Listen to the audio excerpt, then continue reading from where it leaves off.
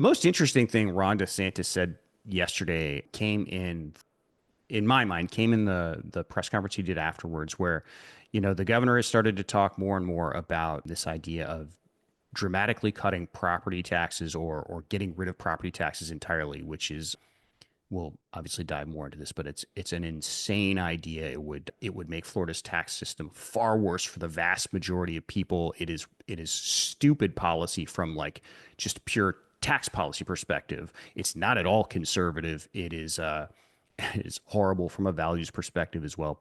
We'll go into that in a lot more detail. But anyway, he kind of backed away a bit from some of that stuff and sort of acknowledged that he's going to make a big push on this in the 2026 legislative session. Some of this is timing. All of this property taxes are controlled by local governments. The legislature, this is a constitutional issue. The legislature is going to have any change is going to have to go on the ballot and in the 2026 election. So you've got some time here, but what Ron DeSantis said was he wants to spend the intervening time, he used this as a verb, doging local governments, essentially rooting out what he is going to call evidence of waste, fraud, and abuse in local governments, and kind of trying to bring the same chaotic wrecking ball that we're seeing in DC that's leading to like park rangers and cancer researchers being laid off, bring that same kind of just destructive approach to cities and counties and local communities across Florida. But what was interesting about this is he kind of acknowledged whatever he's envisioning in his brain, he's going to need some help from the legislature on this. He said we're going to need some. I don't have the exact quote from him, but he said basically we can get some financial information on it, but it's probably gonna need some help from the legislature to really doge cities and counties. So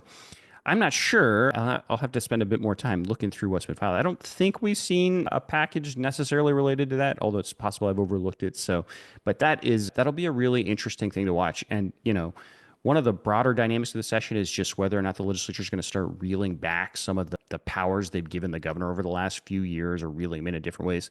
It strikes me, giving him the power to doge local governments might be going in the other direction. But, if there's one villain that Republicans in Tallahassee are all united on, it's blaming local governments for all the problems, right? It's never Tallahassee's fault. It's always the city and county local elected officials. And my God, there's nothing they love doing more than cutting a property tax where they can take credit for cutting the tax, but they don't have to deal with any of the consequences that come from it because it's all a local government revenue source. So that listening to DeSantis talk about that strikes me as we're going to be seeing that will be a big point of discussion this session, I suspect.